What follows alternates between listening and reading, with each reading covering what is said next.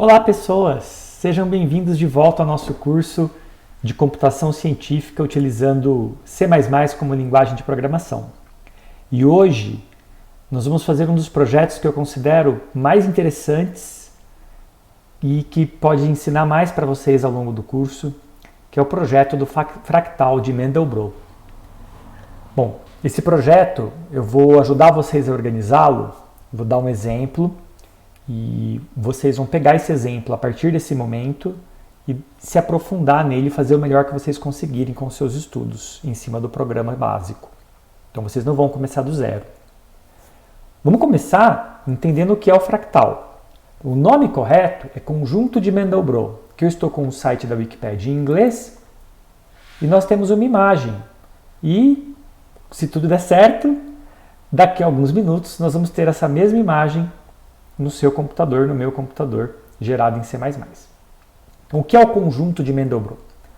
A primeira coisa que vocês precisam entender é que o conjunto ele é um conjunto de números no plano complexo. Então, se você não sabe o que é um número complexo, eu sugiro que você dê uma olhada online. Mas se você está fazendo um curso de computação científica, você provavelmente sabe. Então, aqui nós temos um plano onde no eixo vertical, nós temos os números imaginários e no eixo horizontal, os números reais. E o conjunto de números que satisfaz um certo critério é chamado conjunto de Mandelbrot. Então, qual é esse conjunto de números? Né? Qual é o critério que define o conjunto de Mandelbrot? É uma série. Eu pego um ponto do plano complexo, e esse ponto, então, é representado por um número complexo C. Esse número, como eu disse, tem duas coordenadas. Y representando imaginários e X representando reais. Na ordem oposta. X primeiro, depois Y. Então, esse ponto C, eu uso ele como ponto de partida de uma série. E eu substituo ele na seguinte expressão. C mais um certo número ao quadrado, um outro número complexo ao quadrado, é igual a um resultado. E essa expressão, ela vai ser recorrente. Eu vou pegar o resultado dela e substituir de novo nela mesma no lugar do z. Então, o primeiro valor de z que eu coloco é z igual a zero. E eu faço assim, c mais zero ao quadrado, que é zero mesmo, é igual a c, obviamente. Mesmo em números complexos, isso tem que fazer sentido. Aí eu vou pegar esse resultado, C, do primeiro passo, e substituir de novo no lugar do Z. Agora, ao invés de zero, o Z vale o resultado anterior. Então, seria C mais C ao quadrado. Então, isso dá C mais C quadrado, seja qual for esse número. Isso dá o próximo valor de Z. E eu vou pegar esse número e substituir aqui de novo. E eu vou fazer isso várias vezes. E o que é o conjunto de Mandelbrot? O conjunto de Mandelbrot é o conjunto de números complexos cuja essa série de autossubstituição, então essa série recorrente, é limitada. Essa série ela não precisa necessariamente convergir, mas ela não explode. Ela é limitada. Dependendo do número que eu colocar aqui, essa série vai resultar em números cada vez maiores, até o ponto onde ela vai para infinito. E nesse caso, ela não é limitada, esse número C, que veio aqui, não faz parte do conjunto de Mandelbrot. Mas algumas vezes, esses números vão ficar dentro de um certo intervalo.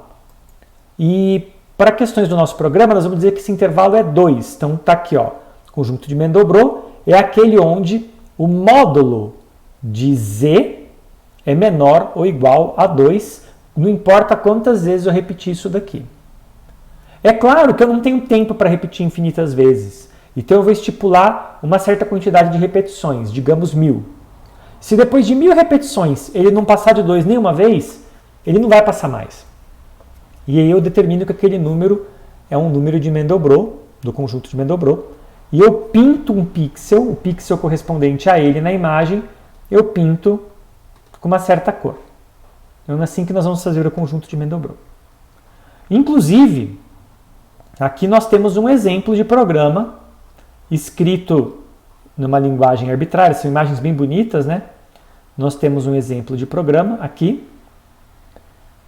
Não está em nenhuma linguagem em particular, até onde eu saiba, mas ele explica bem claramente que a gente tem que varrer todos os pixels da tela, da região da tela que eu estou querendo trabalhar. Cada pixel vai corresponder a um ponto x0 e y0, que são as coordenadas, e aqui diz bem claramente que o pixel tem que corresponder a uma certa região inicial do plano complexo, porque é a região onde tem algum número que converge, algum número que pertença ao conjunto de Mandelbrot. E essa região é em x de menos 2 até 0,47, em y de menos 1,12 até mais 1,12. Nós vamos, cuidar disso depois. Aí, x e y. Agora, isso aqui é como se o x0 e o y0 nesse programa é como se fosse o c, o nosso ponto que a gente quer testar se pertence ao conjunto ou não. Depois, x e y é como se fosse o nosso z, e o z inicial é 0.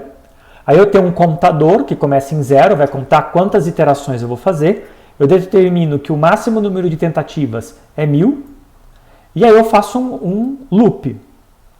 Quantas vezes eu vou rodar o que está aqui dentro? Bom, eu vou rodar, não importa o número de vezes a princípio, mas eu vou rodar enquanto o módulo desse número z, então x² mais y² é o módulo quadrado, for menor.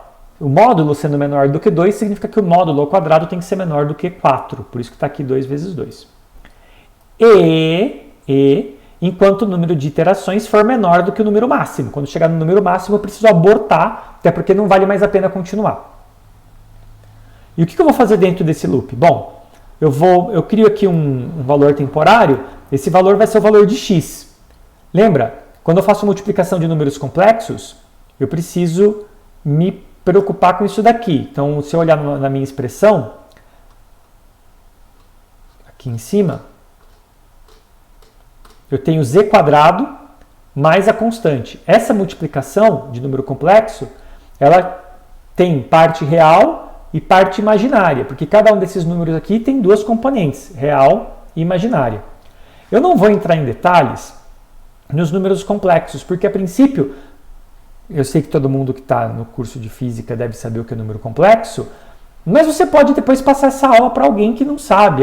Você pode estar vindo aqui, encontrando esse vídeo agora, por exemplo, no YouTube ou em outro lugar, e não fazer ideia do que é o número complexo. Então, nesse momento, basta aceitar que essa multiplicação precisa ser feita de uma forma bem particular, que resulta nessas operações aqui. Então, x é, na verdade, x vezes x menos y vezes y.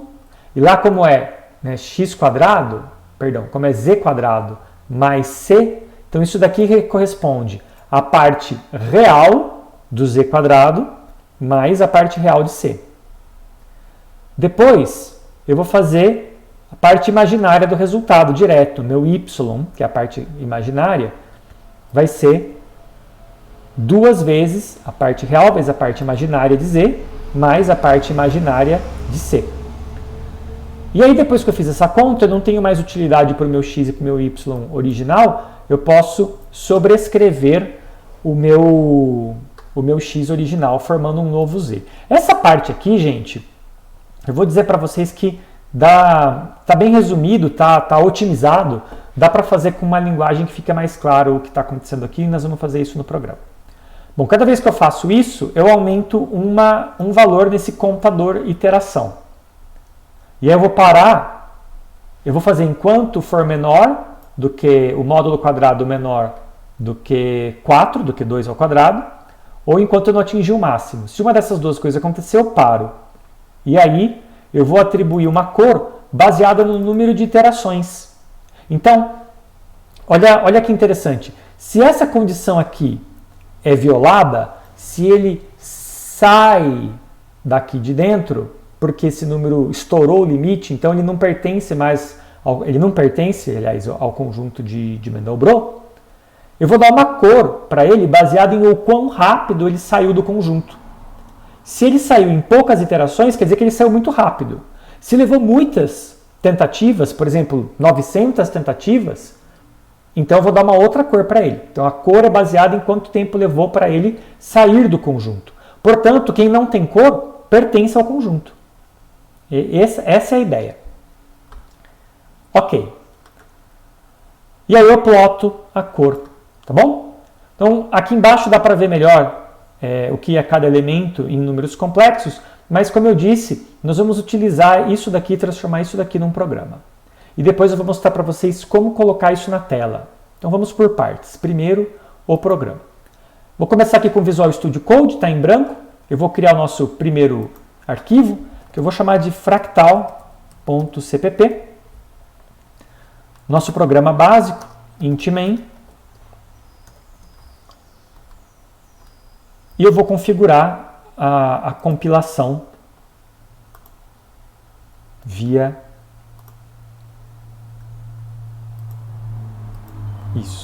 Visual Studio Code. Então, Ctrl Shift B, ele deve fazer o processo de build. Obviamente, não gera nada. Se eu abrir um terminal, vocês vão ver que agora eu tenho ali um programa executável.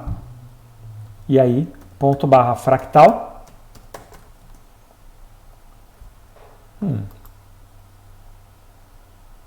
Permissão negada. G++, fractal.cpp, -o fractal.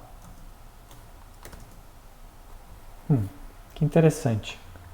A compilação não resultou num executável. Deixa eu ver se eu fiz alguma coisa errada. Deixa eu apagar ali e fazer de novo. Terminal, configurar, build. Talvez eu tenha escolhido a opção errada.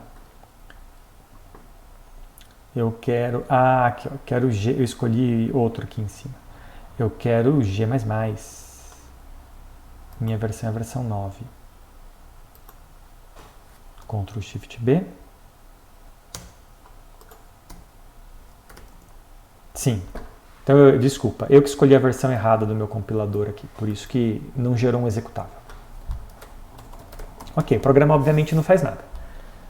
Quem quiser usar o depurador, vem aqui em Run, Add Configuration, escolhe aqui o GDB, G++9, que é a minha versão, e agora nós também temos o depurador funcionando. Pode fechar aqui.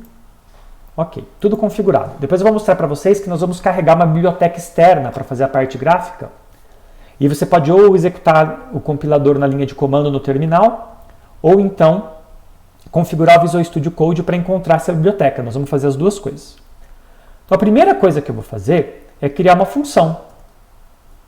Eu vou chamar essa função de Mandelbrot, em homenagem ao que nós estamos fazendo. Claro.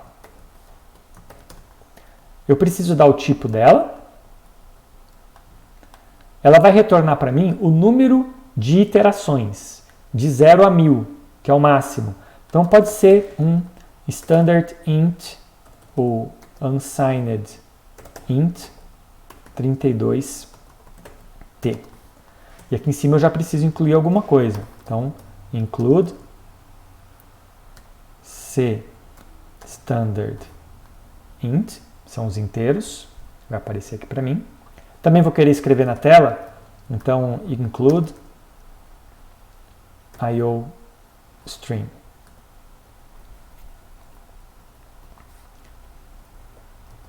E o que o Mandelbrot vai fazer?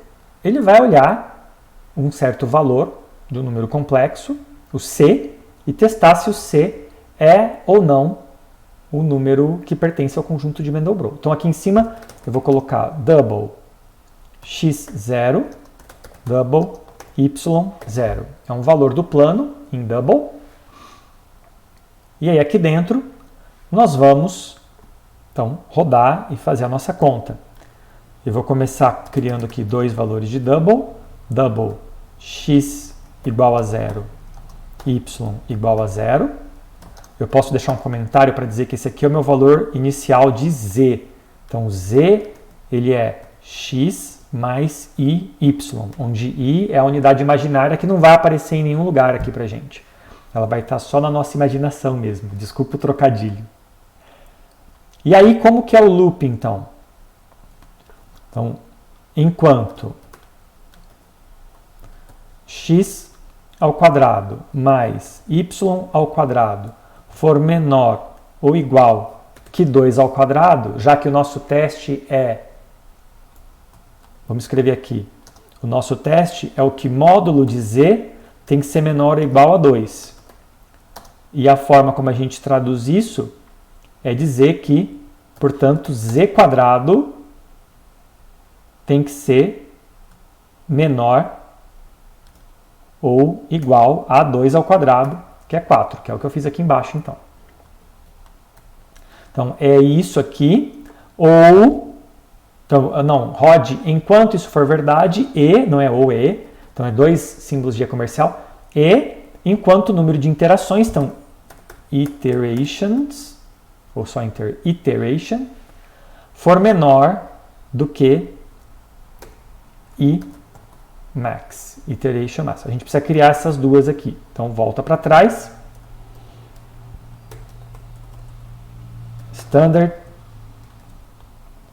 unsigned int 32.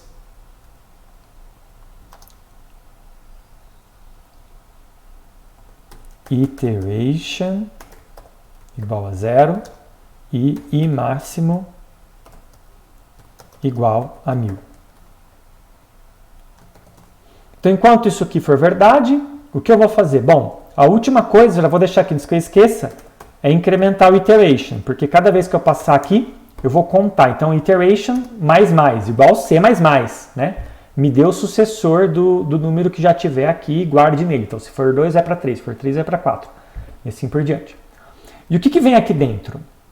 Que eu falei que eu ia fazer de uma forma mais intuitiva. Nós vamos fazer assim. Eu vou criar aqui, ó, double, eu vou chamar de zzão. Esse zzão vai ser como se fosse assim, o próximo z. Ou, quem sabe, próximo z. Pronto, é mais intuitivo, né? E aí nós temos o próximo z, x, e o próximo z, y. Criei aqui dentro do loop. Como eu criei aqui dentro, eu vou explicar isso numa aula futura, como eu criei dentro dessa chave, ele só existe aqui. Nós chamamos isso de escopo.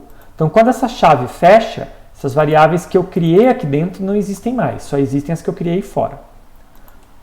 E aí eu vou dizer que o próximo zx ele é igual à parte real da nossa equação. Então, lembrando quem é a nossa equação, né? O próximo z ele é igual a z quadrado mais c. Essa é a equação de Mandelbrot. E eu tenho que fazer, então, a parte real e a parte imaginária. A parte real é z quadrado, isso aqui é x quadrado menos y ao quadrado, mais a parte real de c, que aqui está representado pelo x0. Pronto. Depois o próximo z, y, ele é igual à parte imaginária. Então, a parte imaginária, ela vai ser duas vezes, vocês lembram aqui, ó? Aqui, ó. Duas vezes x vezes y, mais a parte imaginária de c, representada aqui pelo y0. E aí, depois que eu fiz essa conta, eu preciso guardar isso, porque eu faço a conta uma vez, e aí eu guardo esse valor no próprio z para ele poder rodar e fazer de novo. E isso que é a parte que era confusa lá. Então aqui ficou um pouco mais prolixo, tem um pouco mais de texto, mas espero que dê para entender, porque agora x, que x já era a coordenada de z, x vale o valor que eu calculei para o próximo zx. E y vale a coordenada que eu calculei para o próximo zy. Então eu calculo quem é o futuro e substituo em z, porque na próxima rodada eu vou usar esses caras aqui e vou calcular um novo z e assim por diante. Então essa função é o coração do fractal de Mandelbrot. Para testar se está funcionando, eu vou vir aqui e vou pedir para escrever o número de iterações. Então escreva o resultado de Mandelbrot e eu vou colocar dois valores double aqui dentro, representando um valor do plano complexo. Por exemplo, -1 e 0. Será que o valor -1 e 0, ou seja, isso é menos x em real e 0 imaginário, será que esse valor ele pertence ao plano, ao conjunto de Mandelbrot? Então a gente vai compilar. Parece que eu esqueci alguma coisa. Parece que eu esqueci de uma chave em algum lugar. Essa chave fecha aqui. Essa chave fecha aqui. Ah, faltou dar o return, né? Eu tenho que responder para ele. Return o número de iterações, que é um número entre 0 e 1000. Prontinho. Mais uma vez, a compilação foi bem sucedida. Ponto barra fractal, ele tem que escrever para mim. Escreveu 1000. O que significa? Que eu fui até 1000, fiz 1000 gerações e nenhuma delas eu saí do círculo de raio 2. Portanto, esse número pertence ao conjunto de Mandelbrot. E se eu tentar mais um? Lembra que aqui na página falava que ia até no positivo em x ia até 0,47? Mais um está fora, né? Então, será que mais um pertence? Vamos lá, vamos compilar de novo. Para quem não está vendo, eu estou apertando as teclas de atalho Ctrl Shift B para poder compilar sem o depurador. Eu poderia apertar F5, como não tem nenhum breakpoint aqui, se eu apertar F5, ele vai compilar e passa reto, dá na mesma também. Ele não para em lugar nenhum, tá? Aí eu preciso voltar para o meu terminal aqui do lado, executar o programa. 3 significa que em 3 iterações ele já saiu do círculo. Portanto, não pertence ao conjunto de Mandelbrot. Então aqui está o coração do nosso programa. Mas agora a gente quer ver uma imagem bonita. Então, para ver uma imagem bonita, agora a gente vai precisar daquilo que nós aprendemos nas aulas anteriores sobre classes. Nós vamos importar uma biblioteca que não faz parte do C++, que foi desenvolvida por um youtuber, cujo nome artístico é One Lone Coder, né? O programador solitário, seria uma tradução livre. Recomendo muito o canal dele, é em inglês. E ele desenvolveu uma biblioteca para você fazer jogos em C++. Inclusive, ele tem alguns vídeos bem legais ensinando como, e ele tem até concursos anuais de jogos no canal dele. Se você se empolgar de fazer jogo em C++, você pode querer mandar lá para ver a avaliação dele, das pessoas, a votação, é bem bacana. Então, o nome da biblioteca é OLC, que é o nome do canal dele, One Lone Coder, é a abreviação, Pixel Game Engine. Então, o motor de jogo em formato pixel. Isso porque é uma questão histórica, porque ele se impôs um desafio uma vez de fazer jogos utilizando apenas a tela do terminal, essa tela de texto. E aí ele tinha uma outra biblioteca que, em vez de usar pixels, usava caracteres do terminal. E tinha um outro nome, ele manteve o nome, ele só trocou terminal por pixel. Você vai acessar aqui no GitHub, que é o repositório de códigos. Eu vou deixar o endereço na descrição do vídeo para você alcançar mais rapidamente. E de tudo que tem aqui, nós só precisamos de um arquivo. Esse aqui, olc pixelgameengine.h. Você pode clicar com o botão direito, clicar em Save Link As, ou salvar link como, se o seu for em português. Vai na mesma pasta onde você está trabalhando e salva esse arquivo. Ao fazer isso, se você voltar aqui, vai perceber que ele já apareceu aqui, ó. Nós não vamos ficar mexendo na biblioteca dele hoje. Não faz parte do escopo do nosso programa. É uma biblioteca muito grande, é um arquivo realmente extenso, porque tem tudo o que precisa para estar aqui. Aliás, eu estou vendo que ele não salvou. Ele não salvou. Ele me enganou. Isso aqui, ok, volta. Não clique com o botão direito e mande salvar. Abre o arquivo, clica nele mesmo com o botão esquerdo do mouse, ele vai abrir o código aqui, e aí você pode ou selecionar tudo, ou clicar aqui em Raw. E ele vai abrir uma tela com o programa inteiro. E você pode selecionar tudo. Eu vou apertar Ctrl A, que é o atalho para selecionar. Ctrl C. Volto aqui. Você pode criar um arquivo vazio. Eu vou pegar esse arquivo que ele criou mesmo, com um monte de HTML.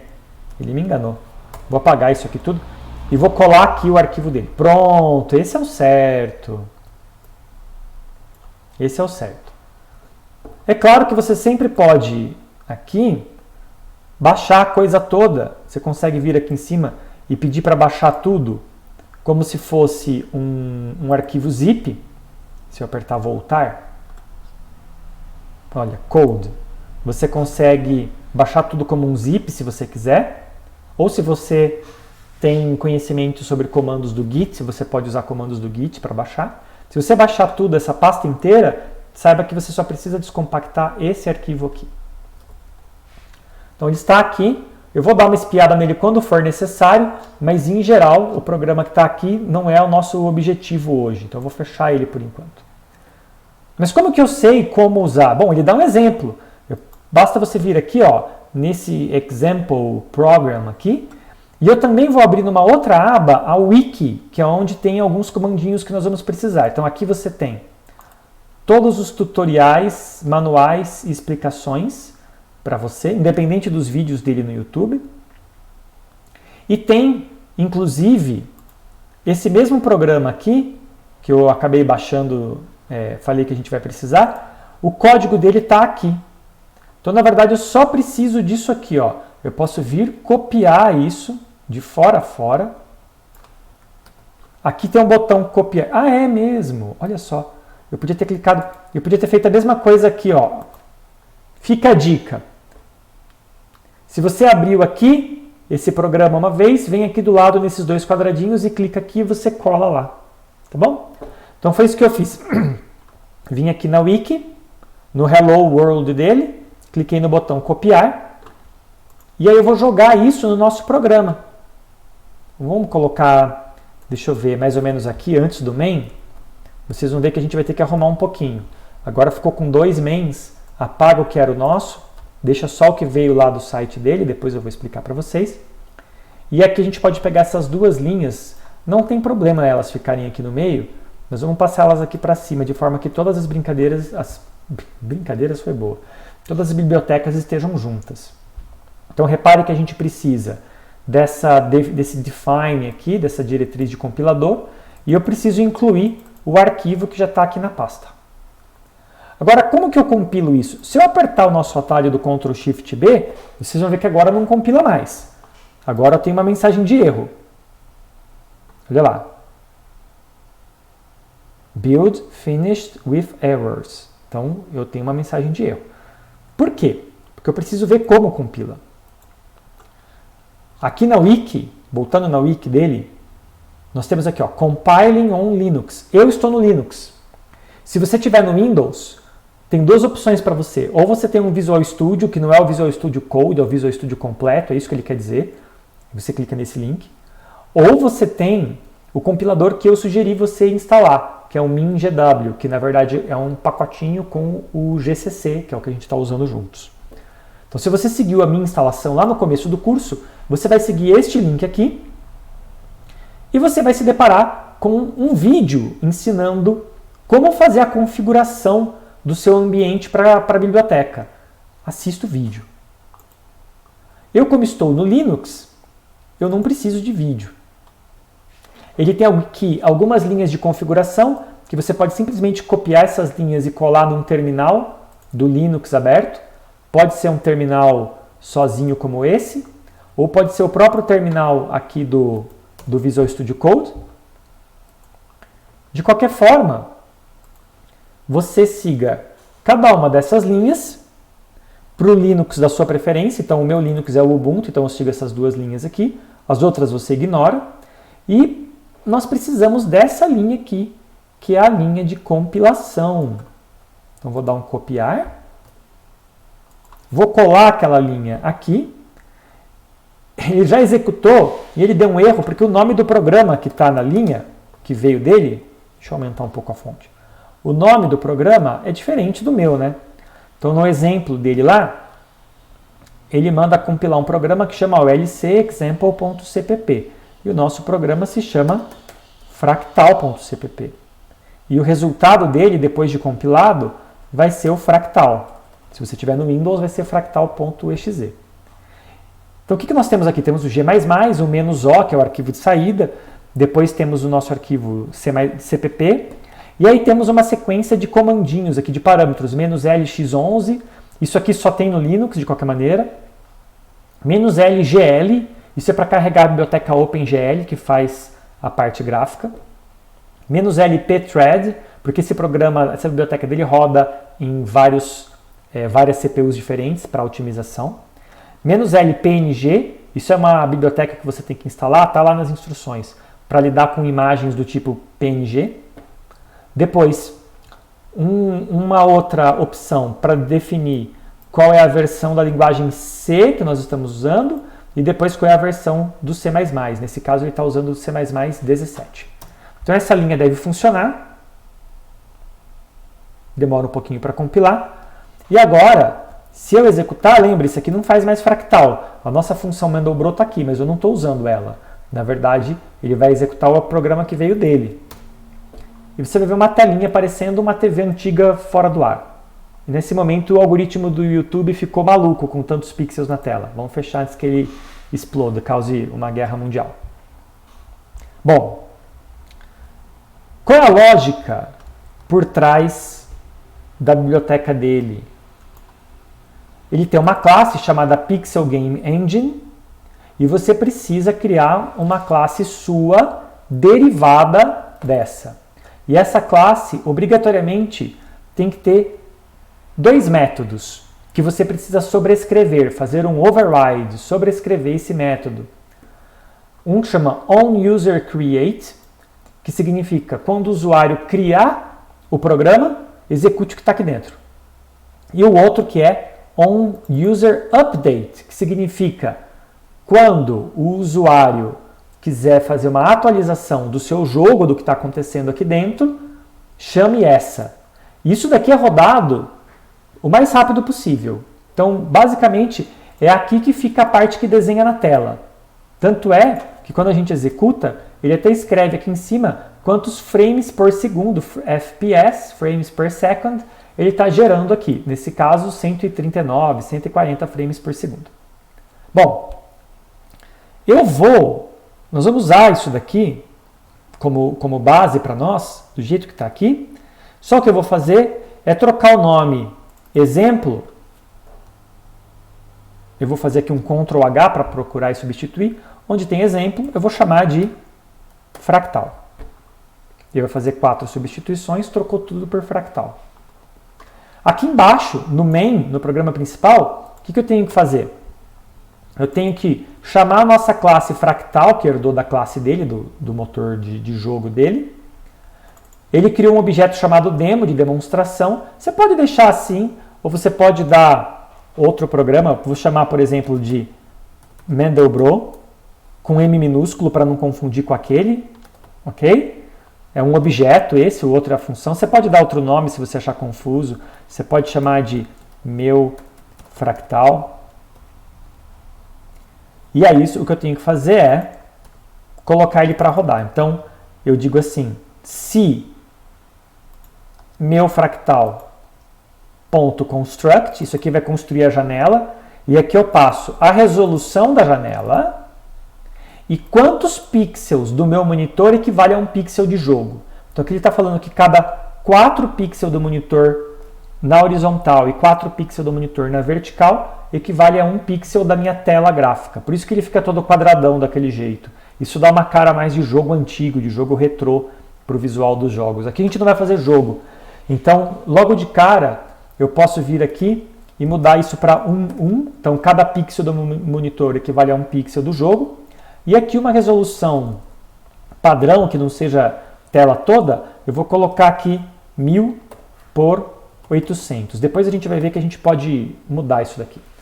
E eu estou dizendo assim, ó, se isso, e o que isso faz? Isso aqui tenta construir uma janela.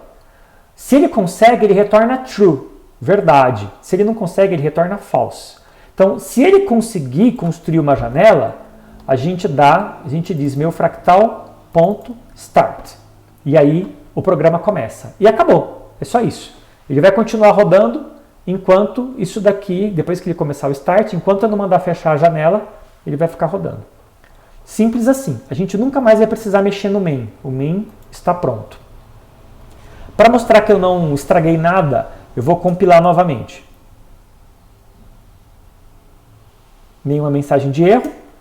Está aqui meu fora do ar, agora com muito mais pixel. E agora realmente o YouTube está se preparando para lançar os mísseis nucleares no mundo, porque isso aqui deixa ele maluquinho. Bom, agora vamos para o nosso fractal. A ideia é incorporar o fractal aqui dentro. E é muito mais fácil do que vocês imaginam. Olha só, eu vou pegar aqui, o que eu queria poder fazer é, dentro desse onUserUpdate, vamos olhar isso aqui. É isso que está fazendo aquele efeito do fora do ar na tela. O que ele está fazendo? Ele está criando x e y, duas coordenadas, num for duplo, um for dentro do outro. Então ele está varrendo x de 0, que é a esquerda da tela, de 0 até o tamanho da tela, screen width, que é esse tamanho aqui, 1000, são 1000 pixels. E aí, para cada valor de x, ele está varrendo em y, então para cada x ele corre em y, assim na vertical depois, de 0 até screen height, que é a altura da tela, que no nosso caso é 800. E o que ele faz em cada ponto? Ele dá um comando da biblioteca dele que chama draw, desenhe. E desenhe o quê? Bom, desenhe primeiro onde? Na coordenada xy. Depois, desenhe o quê? Desenhe um pixel. Então veja bem, eu vou isolar aqui para vocês verem o que está acontecendo. Ele tem aqui dentro esse objeto chamado OLC Pixel. Então OLC é o namespace da biblioteca dele, sempre vai ter que colocar isso daqui.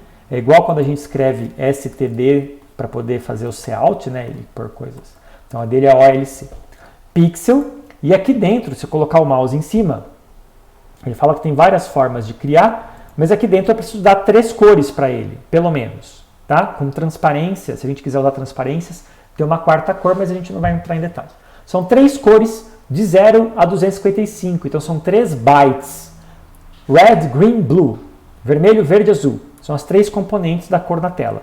E como que ele fez o fora do ar?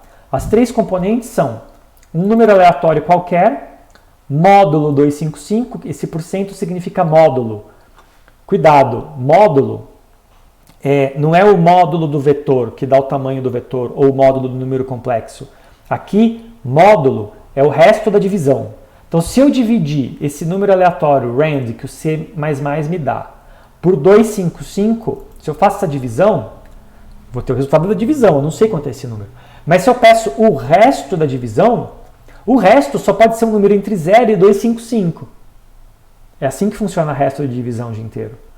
Portanto, eu tenho certeza que esse número que está aqui, o resultado disso, é um número aleatório entre 0 e 255.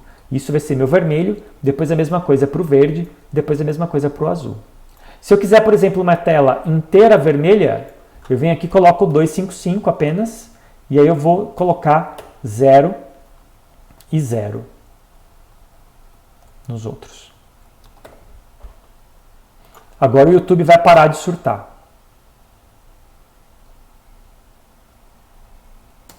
Eu tenho uma tela vermelha. Meu objetivo é fazer o fractal aparecer aqui. Então, para fazer isso, eu preciso que a cor reflita o número de interações, não interações, ninguém está interagindo, nós estamos iterando. Então, o número de iterações que vem lá da função Mandelbrot.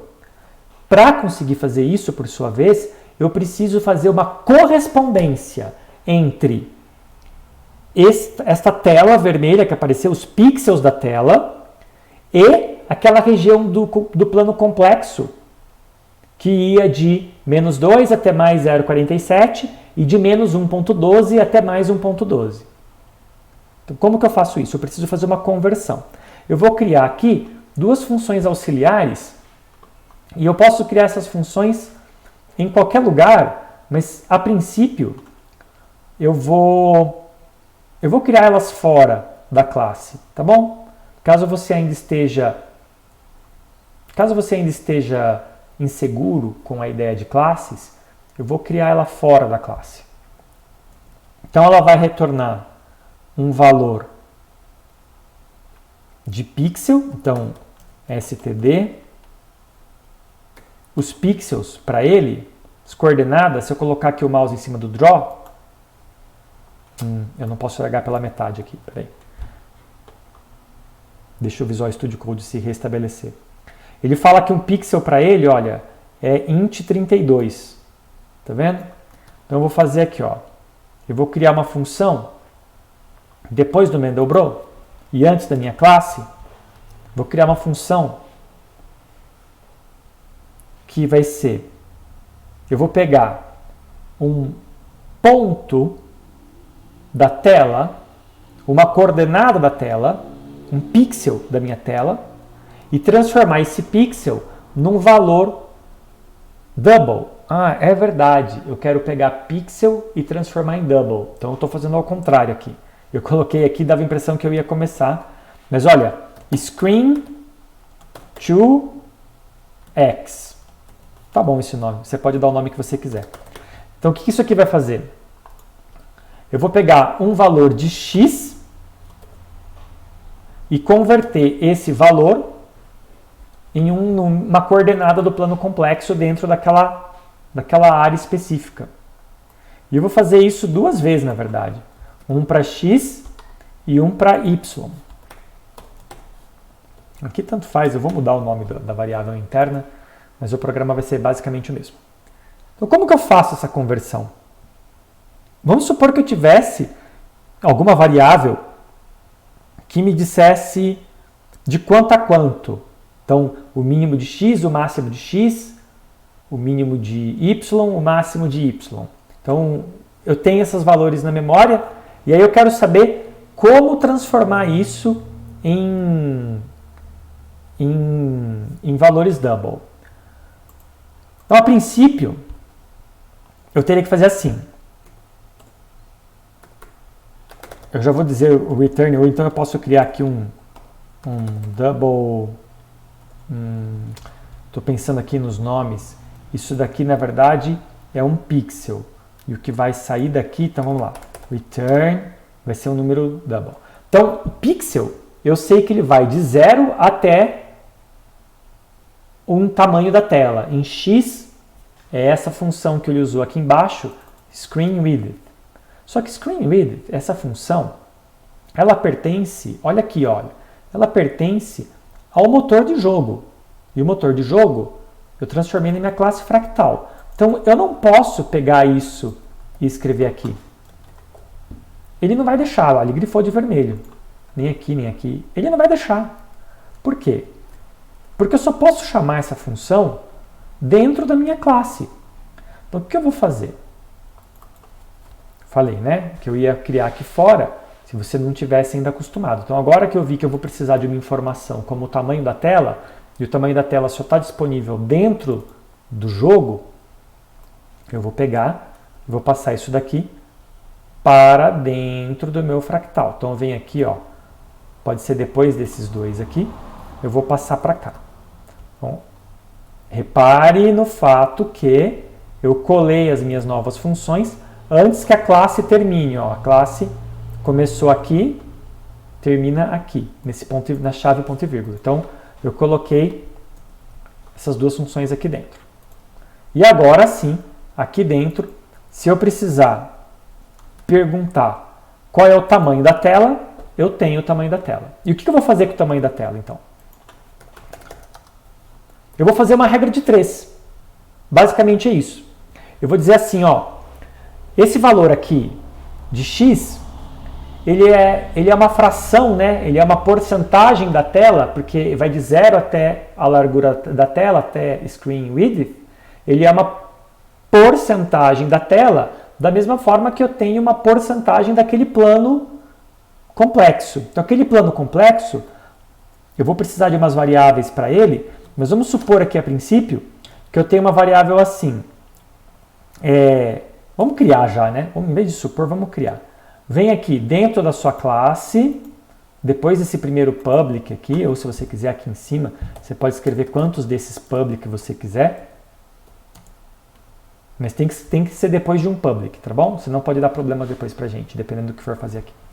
Você vai escrever aqui double M é uma notação que alguns programadores usam, é M de membro, para eu saber depois, essa variável ela pertence à classe.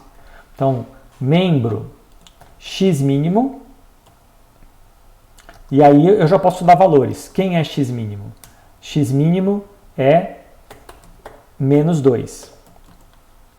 Double M x máximo é 0,47, se não me falha a memória. Vou alinhar aqui. M y mínimo é menos 1,12. Double y máximo, que é igual a mais 1,12. E agora que eu defini essas coordenadas no plano complexo, eu vou transformar isso em pixel. Então, volta aqui no nosso screen to x. O que eu vou fazer aqui?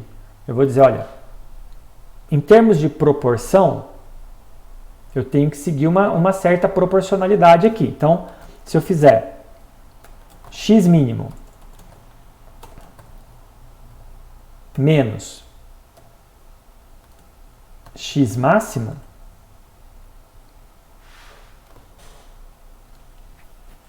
então se eu fizer x mínimo menos x máximo, eu tenho a largura da tela. A largura da tela, a largura do plano complexo, né, está para a largura da tela, que é o screen width, que está aqui, assim como a coordenada em pixel, o resultado que eu quero aqui, a coordenada complexa x, está para a coordenada em pixel x. Então, faça a regra de 3 você aí no papel, né? Essa largura está para essa, assim como o ponto que eu quero, x, ou melhor, se você quiser inverter, o ponto do número complexo está para o pixel x, assim como a largura do plano complexo está para a largura da tela. Ok? Então eu tenho aqui a largura do plano complexo vezes pixel dividido pela largura da tela. Então a largura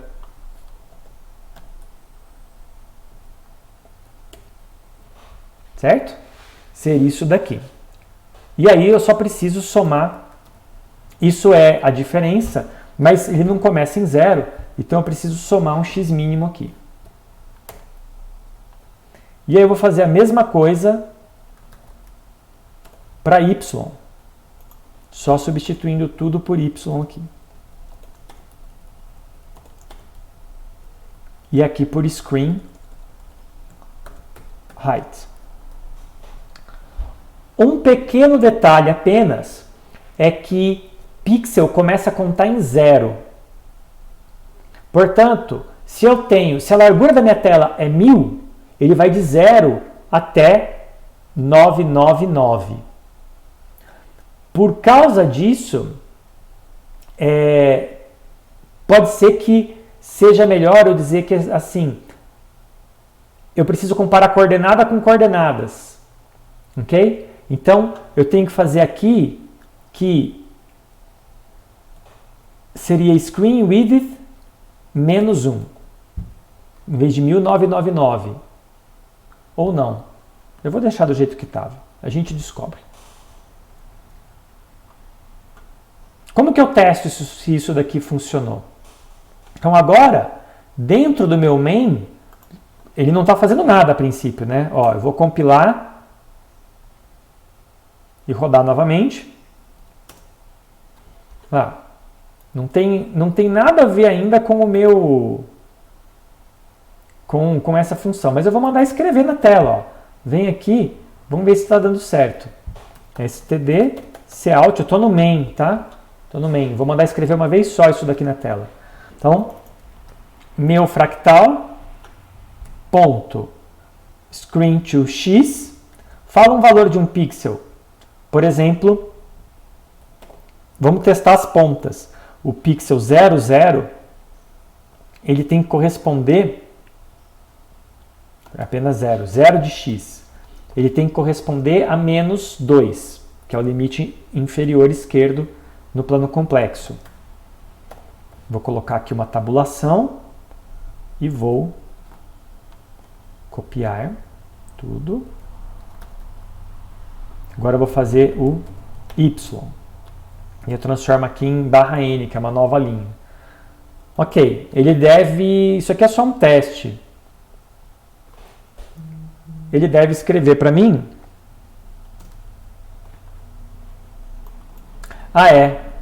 Eu preciso pedir para ele escrever antes de mandar rodar, porque depois que ele roda, ele entra em loop.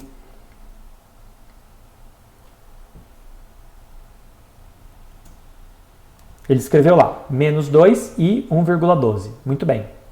E aí, se tudo deu certo, ele deveria ser capaz de escrever também o valor máximo. Só tem um problema. Olha o que acontece se eu colocar o valor máximo. 1.800. Isso não é um problema de verdade, é um problema só, é uma curiosidade, só porque aonde no programa eu resolvi escrever essa linha para escrever na tela. Deu errado aqui, mas na verdade não deu errado, deu certo. É porque depois que eu crio esse objeto do tipo fractal, eu mando escrever na tela e aí aqui, ó, ele ainda não sabe desses valores. O que eu vou fazer aqui? Tem dois lugares que eu posso fazer esse teste.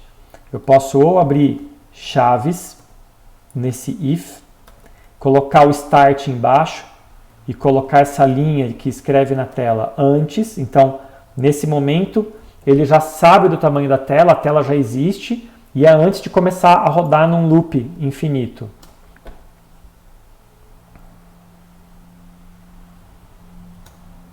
E agora ele escreveu lá embaixo.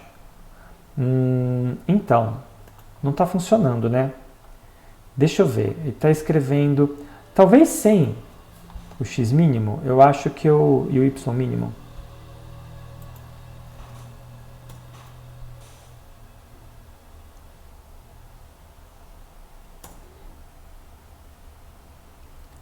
Ele foi até 2,47? Não. Tem que ter... não. Olha só. Tava com o sinal errado, né? Na verdade, é menos x mínimo e aqui é menos y mínimo.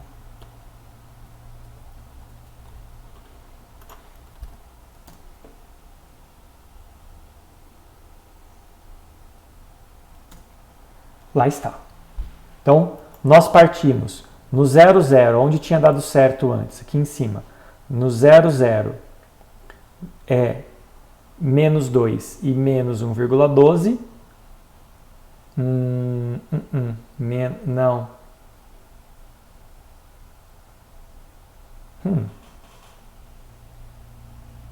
Por que não está dando certo? Então não é isso mesmo. Quem sabe faz ao vivo, hein? Eu acho que é o contrário, né? É? Vocês não me avisam? Para calcular esse delta aqui dentro, eu preciso fazer máximo menos mínimo, não mínimo menos máximo. Né? O tamanho da tela do plano complexo aqui é o valor máximo menos mínimo. Senão aquele delta estava dando negativo. Pronto, está arrumado. 0,47, 1 e 12, que é o valor no final da tela. Outro lugar onde era aceitável fazer esse teste é aqui dentro da nossa classe, no método onUserCreate, que ele é chamado logo depois que você constrói o valor da tela. Então o valor da tela já existe. E ele é chamado uma vez só também, só quando o jogo é criado. Aí eu não preciso escrever meu fractal, porque eu estou dentro da classe. Então, se eu chamo esse screen to x e screen to I, ele já sabe.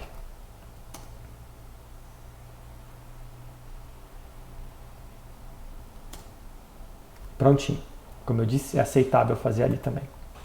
Muito bem, estamos prontos para pintar a tela. Então a gente vai vir aqui no On User Update. Vou dar um zoom maior aqui para a gente poder ver. E é aqui que a gente vai calcular aquele plano como um todo. Como que eu vou fazer isso? Eu vou, dentro desse for, que varre todos os x e todos os y, no segundo loop eu vou abrir aspas, porque agora eu vou ter que fazer mais de um comando. Quando é um só, né? Tudo bem, mas agora eu vou ter que fazer mais de um. E eu vou criar aqui uma variável automática, ele vai deduzir o tipo para mim, auto_it de iteration, igual a Mandelbrot. E eu vou dar um valor no plano complexo para ele testar. Que valor? Baseado no pixel. Então, a gente tem que fazer o screen to x para converter pixel para número complexo. E passar aqui o valor do pixel, que é x, e depois screen to y e passar o valor do pixel, que é y. E ele vai decidir, baseado no número de iterações, se converge ou não. E aí nós vamos dar cor para isso. Eu vou fazer uma única variável.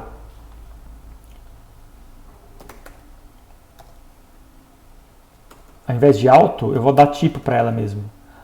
A cor do pixel ele é 1 byte, então ele é uint8.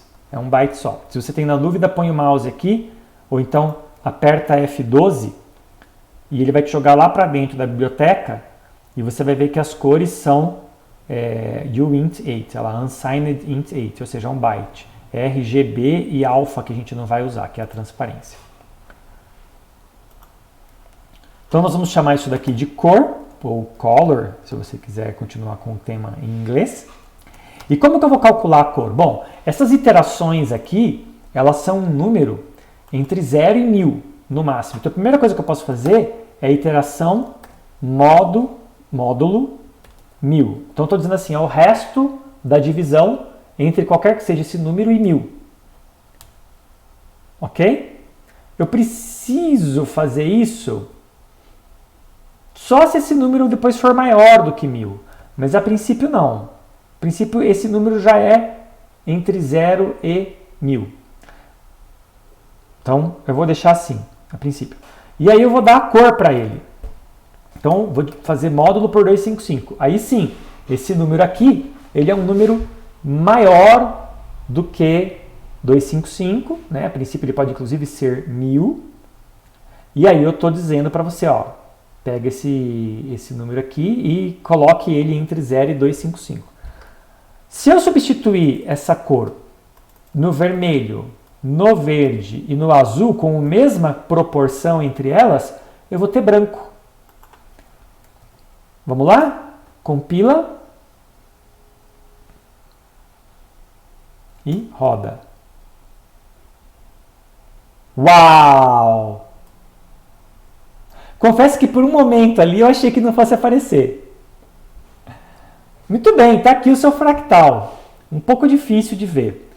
Mas quem é o conjunto de Mandelbrot? O conjunto de Mandelbrot são aqueles onde o número ficou, depois de 1000 iterações, de 1000 rodadas, ele ficou contido. Se ele ficou contido dentro do círculo, chegou em 1000. Portanto, deveria ser, né, 1000 módulo 255. Quanto que é? O resto da divisão de 1000 por 255. Aí é que tá, né? Aqui a gente tem um probleminha com as cores. A gente pode querer arrumar isso, por exemplo, se ao invés de 1000, aqui em cima, quando a gente faz o teste, eu disser assim, ó, não é 1000, é 4 vezes 255, porque é um número inteiro. É um pouco mais que 1000, mas é um número inteiro. do 255 da cor. E aí, na verdade, o que vai acontecer? Olha lá. Ele pintou de preto todo mundo que pertence ao conjunto. Aí a gente pode fazer de várias formas aqui, pode fazer com que ele termine um a mais, enfim, você pode controlar a cor como você quiser aqui, tá bom? Vou voltar como estava. Eu também posso dizer assim, ó, vermelho, verde, azul, verde, azul. Se eu transformar esse daqui em 0, se eu colocar o vermelho em 0, eu vou ter uma cor diferente para o meu fractal. Pronto. Agora repare como que demora, né, pra gente ver isso. E realmente, se você olhar aqui em cima, no meu computador, que é razoavelmente rápido, ele está calculando um frame a cada segundo. Ele leva 1 segundo para fazer esse cálculo inteiro. É muito pesado. A primeira coisa que a gente pode fazer é pedir para o compilador otimizar. Então, menos O maiúsculo 2. Isso vai demorar um pouquinho mais ainda para compilar, mas ele vai usar uns truques do compilador para tentar tornar o nosso código mais otimizado. Mas vocês vão ver que mesmo assim não deve melhorar muito. Não melhorou praticamente nada. Lá, continua 1 quadro por segundo. Então, como realmente eu vou melhorar isso daqui? Onde que está o problema? O problema está que eu estou calculando, ó, dentro do onUserUpdate, isso aqui eu faço o mais rápido possível. E ao fazer o mais rápido possível, eu estou fazendo essa conta do número de todos os pontos e vendo quem converge e quem não converge. Eu estou fazendo isso toda vez que eu vou desenhar na tela. Isso não é muito otimizado. O ideal seria eu fazer só de vez em quando. Faz uma vez, guardo, e a menos que alguma coisa mude na minha tela, e vocês vão ver como que pode mudar, a menos que algo mude na minha tela, eu não faço de novo. Eu só desenho. Desenhar é rápido. Então, eu preciso de uma matriz, onde eu vou guardar nessa matriz todos os pixels. A cor de cada pixel, já prontinha para pôr na tela. E de quebra, eu posso querer guardar também as minhas coordenadas. O que isso lembra vocês? Bom, a mim me lembra a nossa aula anterior sobre classes e estruturas. Eu vou vir aqui antes da classe fractal e vou criar uma estrutura struct, vamos chamar de fractal pixel, você pode dar o nome que você quiser. Ela vai ser um pixel do fractal. Dentro dela, nós vamos ter standard int 32, as coordenadas x e y e uma cor. Ou um pixel pronto. A gente pode usar o pixel dele mesmo, OLC pixel, porque isso daqui é uma estrutura. Eu acho que... faltou dizer quem, né? OLC pixel, P. Ok, então nós temos essa estrutura com 3 valores, x, y e p, que basicamente é a cor. Se você quiser, você pode chamar de color, com C maiúsculo, pronto.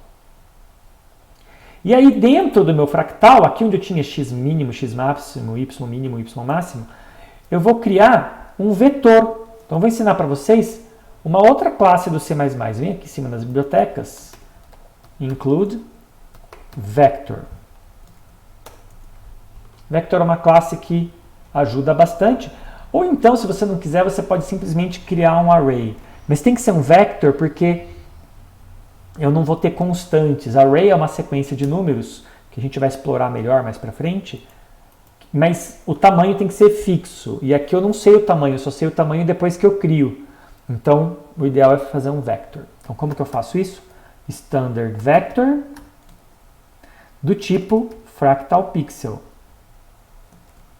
Então, é um vetor, mas não era uma matriz? É uma matriz, mas eu posso guardar todas as linhas numa mesma linha.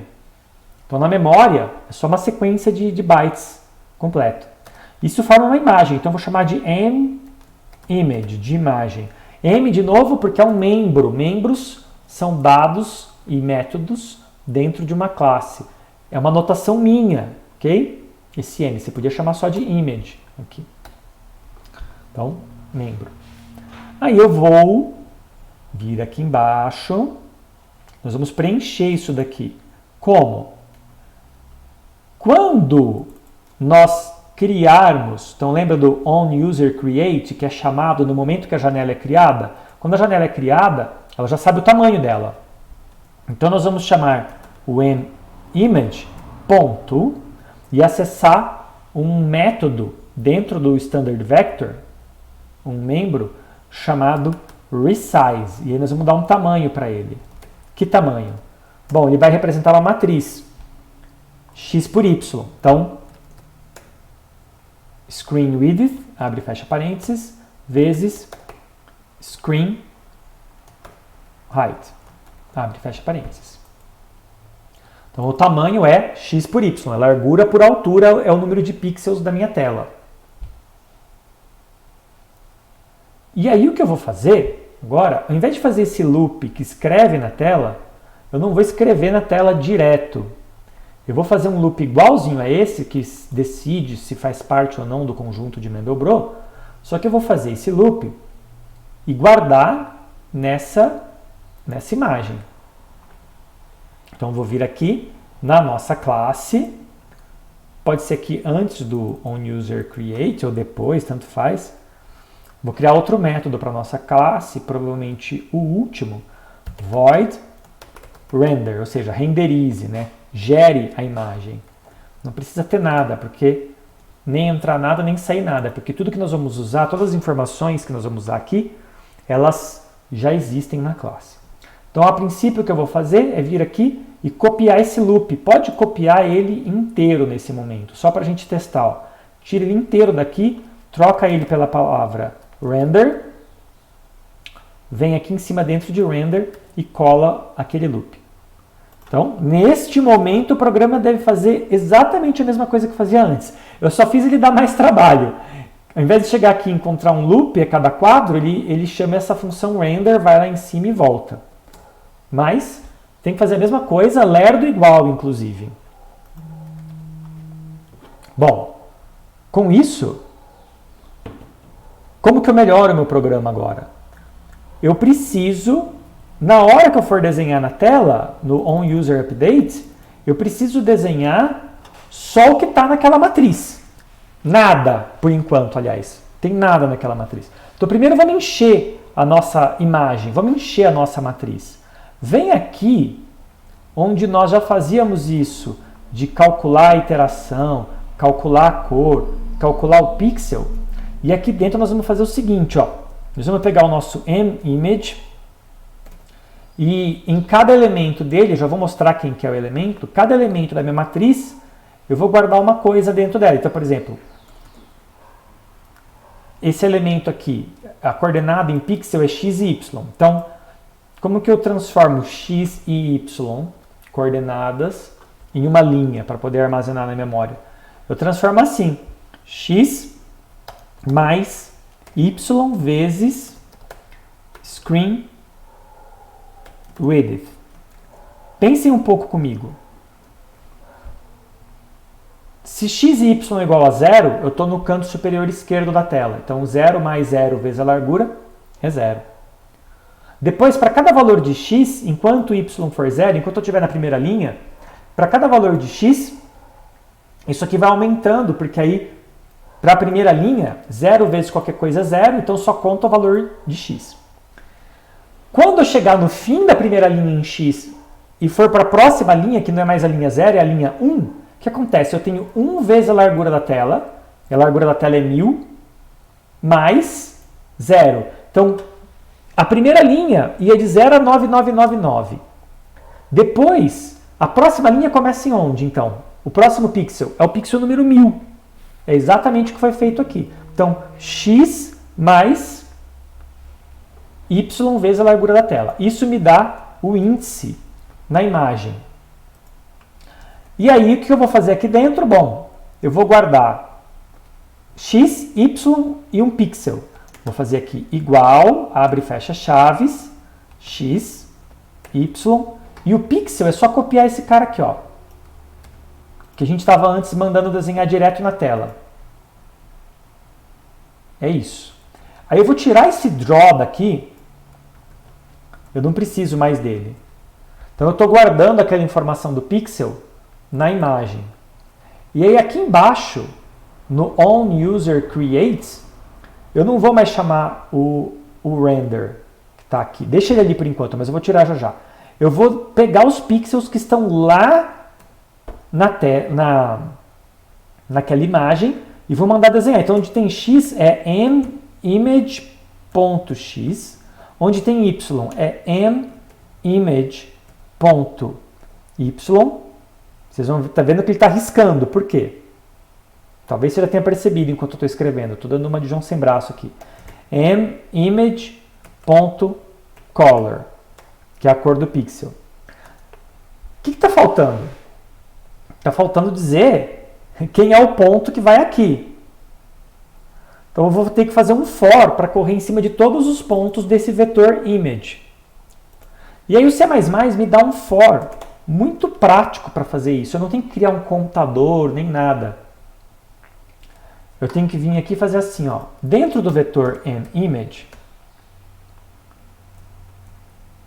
eu vou criar um alto, um pixel, que tal? Pode ser esse nome? Dentro daquele vetor.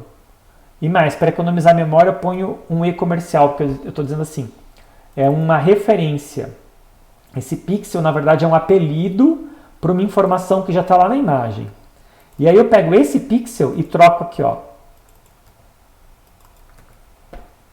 E aí ele sabe certinho que esse pixel vai ser todos os pixels da imagem em ordem.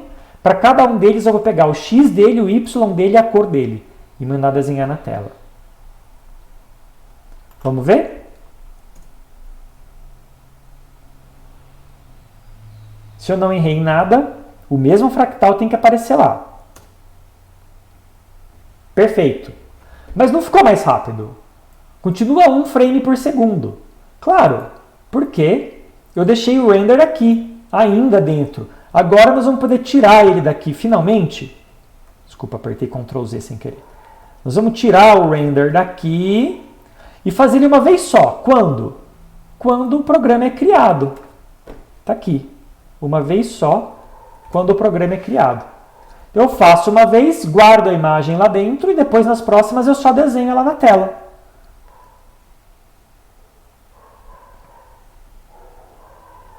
Demorou um pouquinho, provavelmente a nossa última compilação de hoje.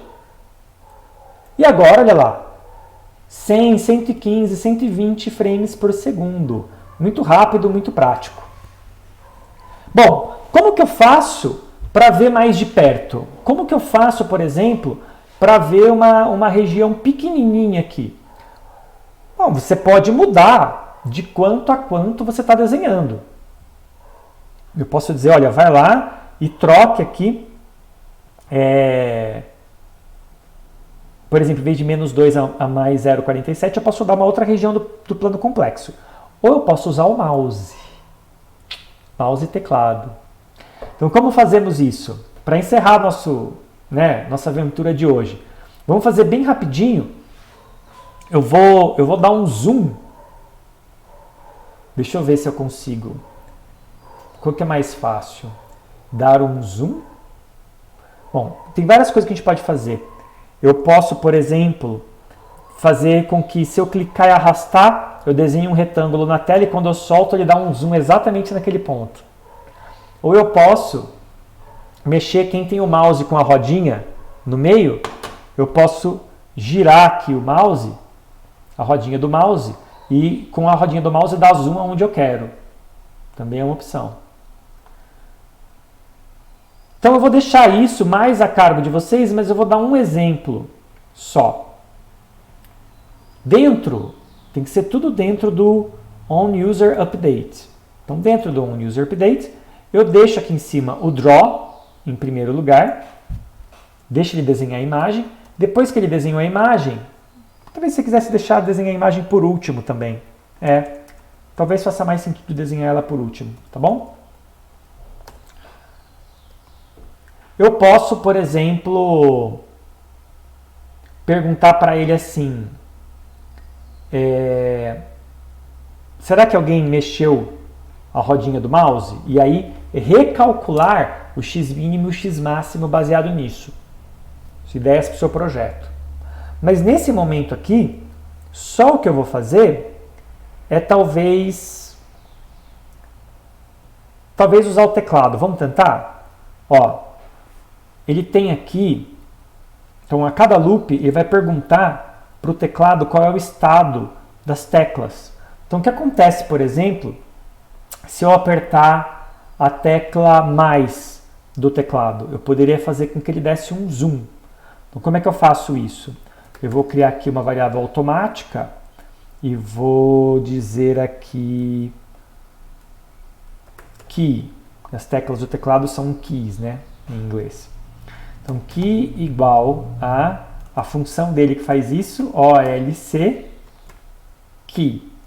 E aqui dentro eu preciso falar qual é a tecla que eu quero checar. Então key, a tecla é OLC. E aí tem várias aqui, ó, key,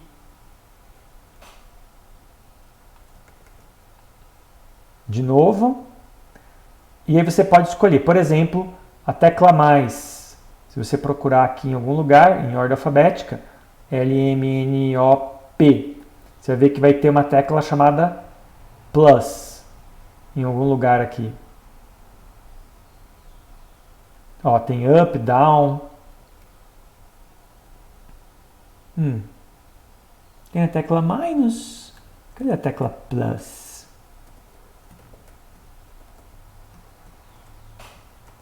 Vamos olhar aqui dentro. Espera aí. F12. Temos a tecla minus. Não temos a tecla plus? Ah, aqui. Porque, enfim, né? Cada um vai ter... É que a tecla menos... Olha no seu teclado. A tecla menos está lá em cima, perto do que apaga, do backspace. Ela está sozinha. E a tecla mais ela está em cima do sinal de igual. Então, na verdade, é a tecla equals do teclado, que seria o mais. Ou então, se você tem aquele teclado igual ao meu, que tem os números do lado, esses números do lado chamam number pad, ou numpad. Então, são esses que começam com NP. E aí, no NP do numpad, você vai ver que nós temos aqui o add, a soma, né? E o subtraction, então mais e menos. Então depende de você, o que você vai usar. Como eu não sei se todo mundo, né, tem esse teclado do lado, eu vou usar o menos e o igual daqui de cima para dar zoom. Então se eu apertar a tecla equals, que é a tecla do igual, e na verdade a gente até pode, eu acho que nem preciso criar uma variável para ele, eu posso fazer direto aqui, ó, if olc key equals. Como é que eu sei se isso aqui foi pressionado? Eu venho, aperto um ponto depois do olc key e ele tem que escrever para mim, acho que é pressed que ele retorna. Vamos ver.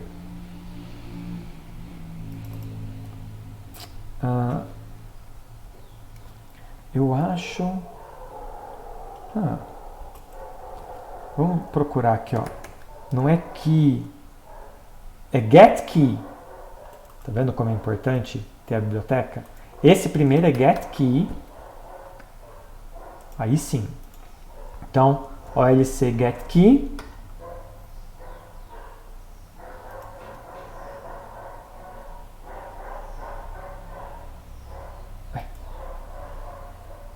Public.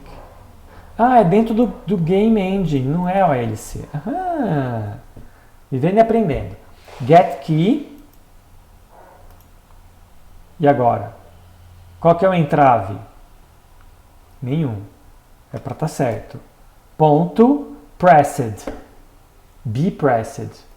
Então, se eu apertar a tecla do sinal de igual, eu vou dar um zoom aumentando a tela. E aí eu escolho quanto de zoom que eu vou dar. Certo? Como que eu escolho quanto de zoom que eu vou dar? Por exemplo, considera que o meu primeiro zoom é 1. E eu vou aumentar 10% do zoom. Então, vou aumentar para 1.1. Então, o que eu tenho que fazer? Eu tenho que pegar a largura da minha tela, de -2 até, por exemplo, 0,47, pegar essa diferença e dividir, ela vai ficar menor. Isso é zoom, né? Zoom é você pegar o campo e diminuir. E aí vai ficar menor, eu vou ver mais como se eu tivesse enfiado a cara na tela e vendo mais de perto. E é isso que é o zoom. Então eu vou dividir, por exemplo, por 1.1. Isso vai entrar mais na tela. Então eu teria que fazer toda uma conta aqui, que na verdade eu vou apelar um pouco e vou deixar para vocês fazerem isso, tá? Eu já tenho aqui um outro programa que eu vou mostrar para vocês. Na verdade eu já tinha um pronto desses. Eu vou deixar para vocês pensarem nessa matemática, senão também eu entrego tudo, né?